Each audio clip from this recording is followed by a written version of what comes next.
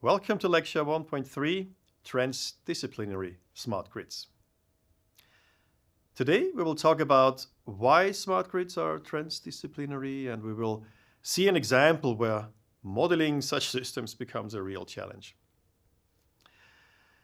We have quite some expectations from the energy system. It should be green, it should not contribute to environmental damage. It also should be resilient, so if something happens, something breaks or there is an attack, it should withstand the initial shock and it should recover quickly. It should also be efficient. This is more an economic aspect. We want it to be transparent, so it should be clear what it does and why and how. And let's not forget reliability. Today's society already heavily relies on electricity. In future, this will be even more pronounced when the last remaining sectors are electrified. Transport, heating, industry. Affordability is another expectation. Now think of energy poverty.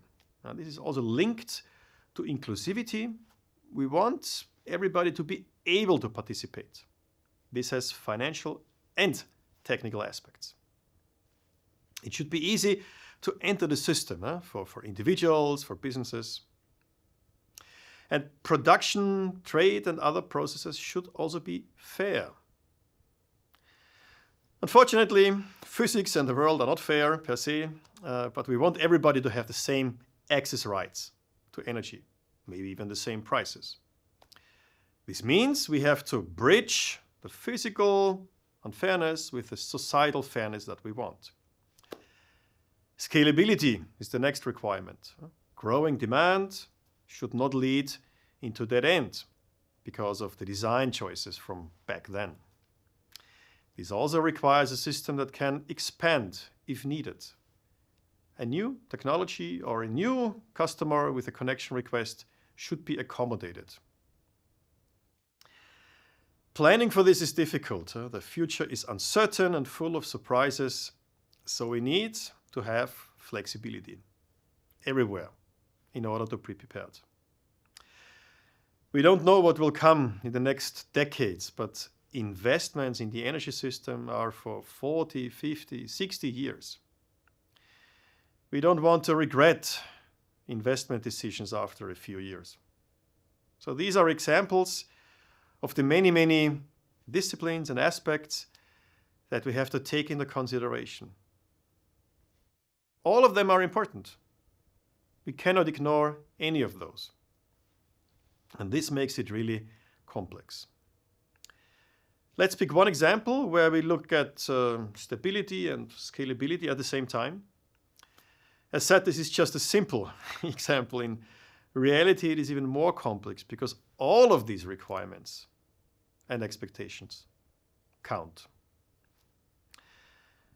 Frequency stability is mainly dominated by the balance of demand and supply, and in traditional AC power systems, demand and supply must be the same at all times. If demand is changing because people come home and start cooking, supply has to catch up and match it. The same holds nowadays with renewable generation on the supply side. If supply is changing, we might want to follow that with the demand. Classical energy management works on the supply side. There are controllers watching the frequency. If it goes down, we ramp up the generation to stabilize it. If the frequency is too high, supply is ramped down to stabilize it again. So if there is too much supply, frequency will be too high. If there is not enough supply, it will be too low. This is well known, and typically the supply side is in charge of balancing that out. Modern power systems, however, feature an increasing share of smart loads. Let's look at this appealing function and its potentially quite complex impact.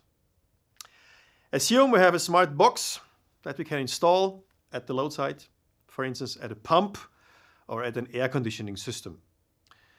The box monitors the frequency, and if the frequency is not at the right value, it can do something with the demand because This load has a bit of flexibility, degrees of freedom. On the left side, you see a black curve representing the ideal load, the model load. The origin of the chart is the nominal frequency, 50 hertz, or the deviation in this case, and the nominal power. Any point in this chart represents a deviation from the nominal frequency and the nominal power. And this black curve tells if the frequency is higher than 50 hertz, the load would consume a bit more power than the nominal power. A pump would just pump a bit more, and the air conditioning system would just cool down and ventilate a bit more. By that, the load would contribute to frequency stability in the system. If the frequency is lower than 50 hertz, that means there is too much load and not enough generation. The load would back off a bit. It would consume less, pump a bit less, cool down a bit less, and by that, again, contribute to frequency stability.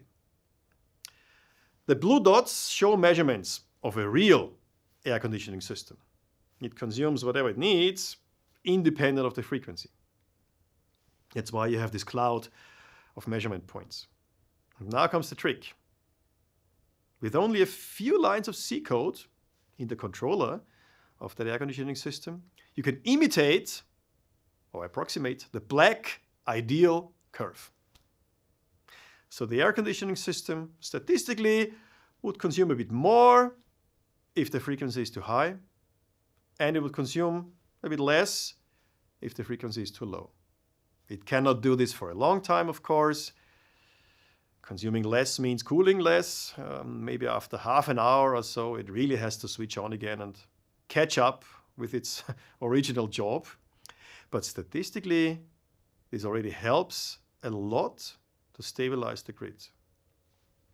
And a few lines of C code don't cost much.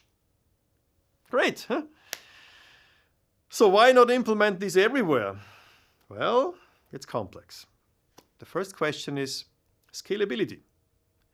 What if thousands and millions of loads would do that? Is it still a contribution to stability?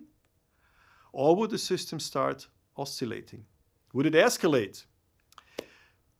Maybe these smart loads should communicate with each other. Maybe it should be market-driven, to have some kind of invisible hand steering it. But then again, what if the communication is lossy? What if there is a time delay in the communication? What if the market is not fully thought through and everyone reacts on the same price signals and switches on and off? These are examples of the potentially complex impacts of an initially really appealing idea. A classic moment in the smart grid. You have a nice innovation, but you have to look at many, many details. And you have to go through all of them. Some of these things you might be able to calculate, but many of them require other methods, such as numerical or even real experiments.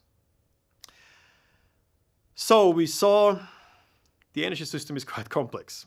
It interacts with other systems, with systems of systems.